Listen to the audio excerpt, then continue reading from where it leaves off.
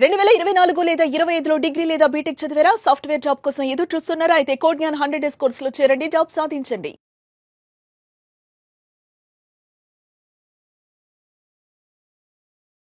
నమస్కారం అనిల్ సింగ్ గారు. నమస్తే శిరీష.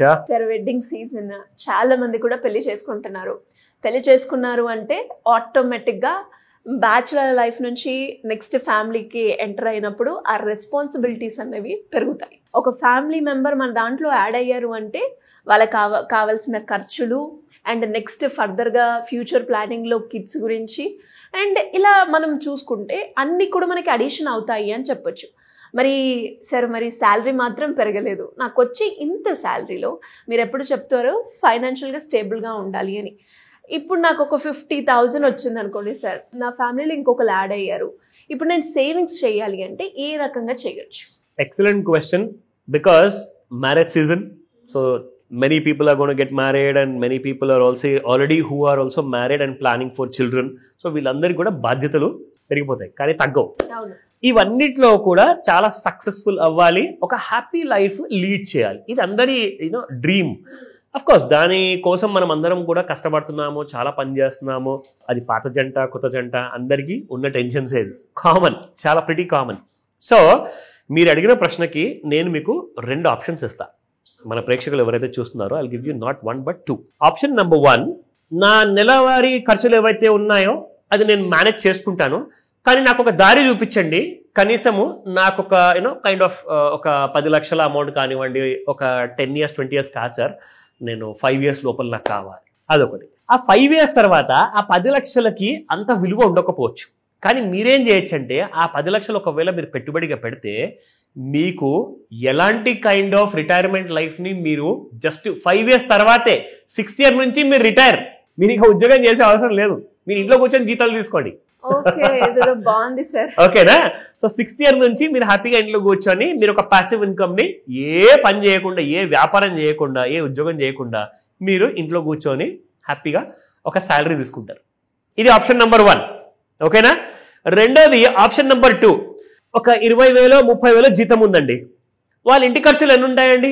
ఇప్పుడు ఇంటి రెంట్ కావచ్చు, నిత్యావసరాల వస్తువులు, కరెక్ట్, పెట్రోల్ ఖర్చులు, 2-wheeler ఆఫీస్కి వెళ్ళాలి రావాలి, సినిమా, బట్టలు, అది ఇది కలుపుకుంటే ఆ జీతం అంతా అక్కడికే పోతుంది.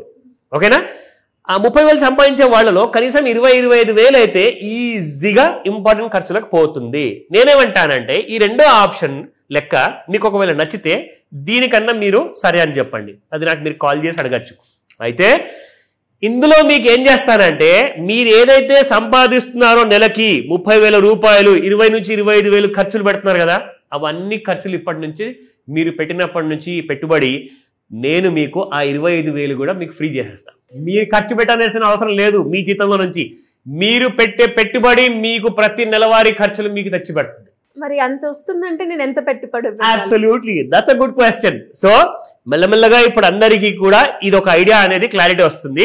ఆప్షన్ నెంబర్ 1 ఫస్ట్ నేను చూపిస్తాను మీకు ఇక్కడ. ఓకేనా? సో ఆప్షన్ నెంబర్ 1 ప్రకారంగా మీరు నెలకి ఒక 10,000 పెడుతున్నారు. ఓకేనా? ఇది ఏంటంటే మీకు ప్యాసివ్ ఇన్కమ్ కోసం పెడుతున్నారు ఇది. ఓకేనా? ఆప్షన్ నెంబర్ 1 ఇది. సో ఆప్షన్ నెంబర్ 1లో మీకు దాదాపు 5 years కోసం మీరు పెట్టుబడి పెడుతున్నారు. మీకు అప్రాక్సిమేట్ గా 10 lakh రూపీస్ వచ్చాయండి. 9,63,311 అంటే మీకు దాదాపు ఒక 10 lakhs అప్రాక్సిమేట్ గా మీకు ఈజీగా వస్తాయి. అయితే మీరు అదే 10 లక్షలని ఏం చేయొచ్చు అంటే ఇక్కడ సేమ్ అదే 10 lakhs మీరు ఇక్కడ పెట్టుబడి పెట్టారు. ఓకేనా?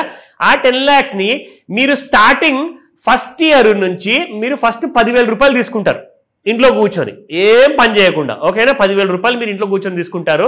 మీకు వచ్చే రాబడి ఇది కాస్త మీకు 30 ఏళ్ళ వరకు మినిమము 10,000 నుంచి స్టార్ట్ అయ్యేసి అది 11,000కి వెళ్తుంది, అదే 15,000కి వెళ్తుంది, అదే 20,000కి వెళ్తుంది. పర్ మంత్ అనేది మీకు ప్యాసివ్ ఇన్కమ్ పెరుగుతుపోతుంది.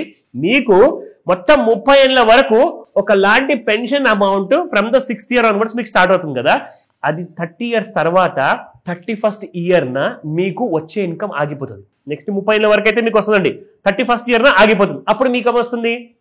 1,05,46,186 రూపాయలు వస్తాయి మీ చేతికి.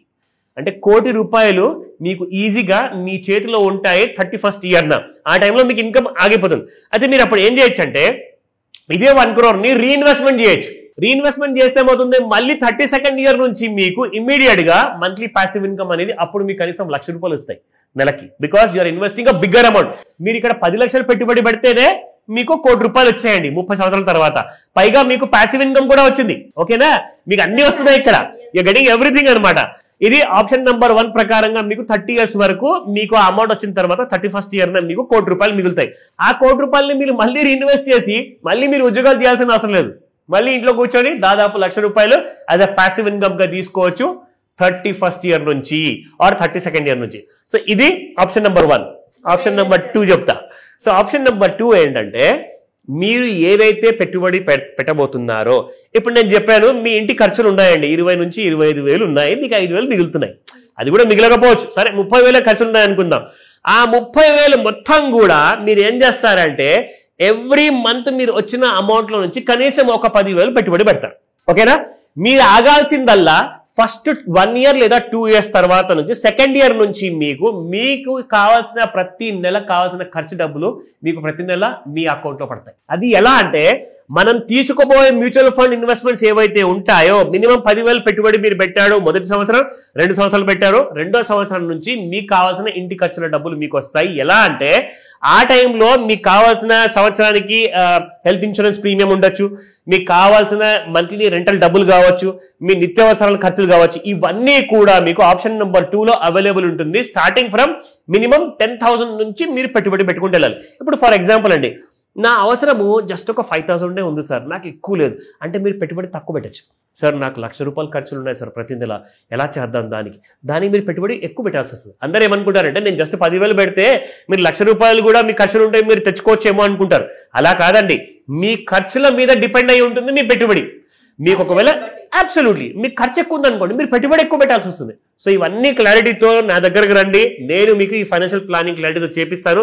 So the next for the 30 years వరకు మీరు దీంట్లో ఆప్షన్ నెంబర్ 1 లేదా ఆప్షన్ నెంబర్ 2 మీరు ఏదైనా సెలెక్ట్ చేసుకోండి. ఇష్టం మీది, రిక్వైర్మెంట్ మీది కాబట్టి డబ్బు కూడా మీదే. సో అలాంటి లాభం చేకూర్చే పని, అలాంటి స్ట్రాటజీ, ఆ డిజైనింగ్ మొత్తం నేను చేసిస్తాను. డెఫినెట్ గా సార్, ఫస్ట్ నాకు బాగా నచ్చింది. ఎందుకంటే మనము ఇన్వెస్ట్ చేసిన టైం ఒకటి తక్కువ ఉంది, అండ్ వచ్చిన అమౌంట్ ని మళ్ళీ మనం ఇన్వెస్ట్ చేసి రీఇన్వెస్ట్, అందులో నుంచి మనకి డబ్బులు వస్తున్నాయి, పాసివ్ ఇన్కమ్. 10,000 వరకు. ఇదేదో ట్రై చేయొచ్చు అని అనిపిస్తుంది. 100% స్టార్ట్ టుడే. డెఫినెట్ గా sir, thank you so much. Welcome Shirisha. Suman టీవీలో మీ పర్సనల్ అండ్ బిజినెస్ ప్రమోషన్స్ కోసం కింది నెంబర్ కి కాంటాక్ట్ చేయండి.